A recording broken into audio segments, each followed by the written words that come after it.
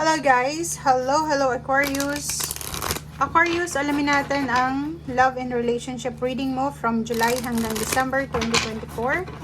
Second half of this year, 2024. Okay. Love and relationship, single ka man, tungkol ito sa pamilya, karelasyon, katrabaho, or anong pa man na relationship reading ito para sa'yo. Kunin mo lang kung ano yung resonated sa'yo. Okay, Aquarius. Mirror, girl talk, and talking. Oh. Okay, Aquarius. Nakikita ko sa'yo dito na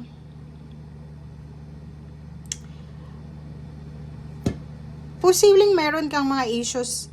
In a relationship ka ba? May asawa, may live-in partner, boyfriend or girlfriend.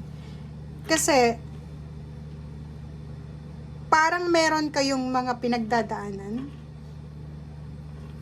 sa inyong relationship na instead na ayusin nyo sa karelasyon nyo, sinasabi nyo ito sa kaibigan nyo, lalo na kung babae ka. And nakikita ko sir dito na hindi ka masaya, 'di ba? Parang ang dami-daming mga mistakes or faults or mga reklamo, complaints na meron ka doon sa karelasyon mo. Okay? So, nakikita natin dito, Aquarius, na meron sa inyo na in a relationship na kayo, pero nag-entertain pa rin kayo ng mga messages galing sa inyong ex, call, email, or siguro naghahanap pa rin kayo ng pwedeng karelasyon. Comment down below, hindi galing yun sa akin, tingnan mo, 'di ba? Basahin mo siya. So sinasabi ng baraha sa'yo dito na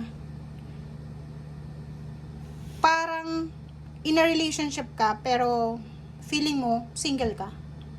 'Di ba? Or parang in a relationship ka pero ang pakiramdam mo hindi itong karelasyon mo yung ideal person mo talaga na siya talaga yung pakakasalan mo or asawa mo or hindi mo nakikita yung sarili mo na kasama siya pagtanda mo. Okay? May iba dito na Aquarius na lalo yung mga babae, single ka, mas masaya kang single. Mas masaya kang kasama yung mga kaibigan mo. Mas masaya kang nag-e-enjoy ngayon sa buhay mo. Wow! Comment down below.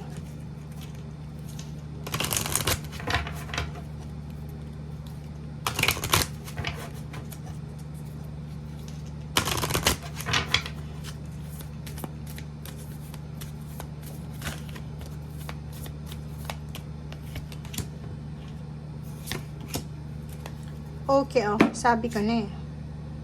So, nakikita ko sir dito na nasa process ka ngayon ng ng freedom. Parang ang iba sa inyo dyan, galing sa relationship, pero ayaw nyo munang makipagrelasyon. Diba? Yung gusto nyo muna is makapag-explore, makapag-travel, maging mayaman, maging stable yung financial, secured yung financial, parang ganon. So, ibig sabihin yan, may iba din na may mga relasyon ngayon na parang gustong makipaghiwalay kasi feeling nila suffocated, sinasakal sila ng relationship nila or hindi na sila masaya sa relasyon. Gusto nilang makapag-explore, makapagsimula ng bagong buhay.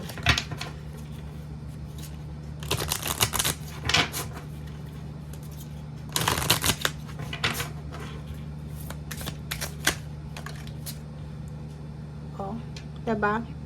So, kung may mga pinagdadaanan ka daw sa buhay, emosyonal, may mga kaibigan ka na willing kang tulungan, willing ka nilang bigyan ng advice regarding sa kung ano man tong kailangan mong emotional help or advices. Ask and accept support from others. Hayaan mo daw yung mga kaibigan mo na tulungan ka.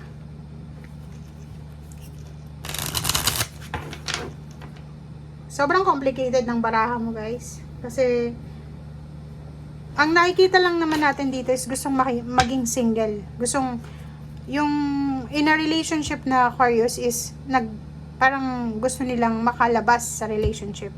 para may time sila sa kanilang kaibigan or may time sila para sa kanilang sarili. Yung iba naman may mga relasyon, parang may relasyon pero hindi naman nila maramdaman na in a relationship sila.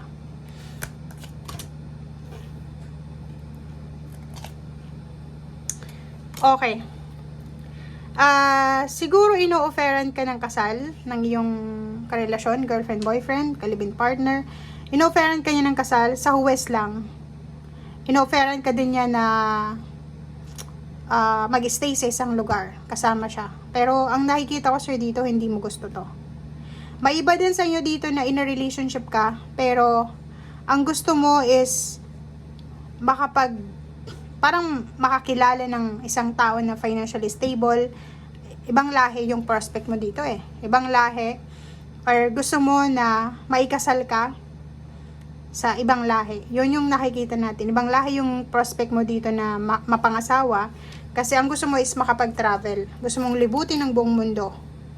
Okay? So, ang nakikita ko sa'yo dito, pwedeng may karelasyon ka sa Pilipinas, pero gusto mong makipaghiwalay or gusto mong tapusin na yung relationship kasi meron kang kausap eh. Tingnan mo, talking. Interesado ka. Marami kang ginagawa everyday, text, call, email. Nakikita natin dito, oh. Tingnan mo. Gusto mong mapangasawa ay isang stable, secured, ibang lahi, makapag-travel ka around the world. Oh, yun ang nakikita natin dito. So, habang comment down below guys, kasi kung single ka, ayos lang to. Pero kung in a relationship ka, unfair naman to doon sa person mo, 'di ba? Kung ayaw mo na makipaghiwalay ka, 'di ba? Kasi kung meron pa kayong relationship tapos may kausap ka pang ibang lahi, hindi maganda 'yon. Etong purpose mo na to, maganda to sa'yo. Kasi, 'di ba? Gusto mong makapag-asawa ng ibang lahi, gusto mong ikasal sa kanya, gusto mong makapag-travel, tapusin mo yung current relationship mo para matupad mo itong gusto mo. Okay? 7 of Swords. Ang dami mong choices, maraming naliligaw sa'yo, or kung lalaki ka, marami kang nililigawan, maraming nagkakagusto sa'yo, or marami kang gusto. Parang ganun yung sinasabi ng baraha.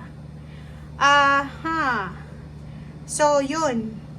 Yun na nga, marami kang natatanggap na text, call, message, email, chat, everyday, galing sa mga manliligaw mo, or galing doon sa may mga gusto sa'yo.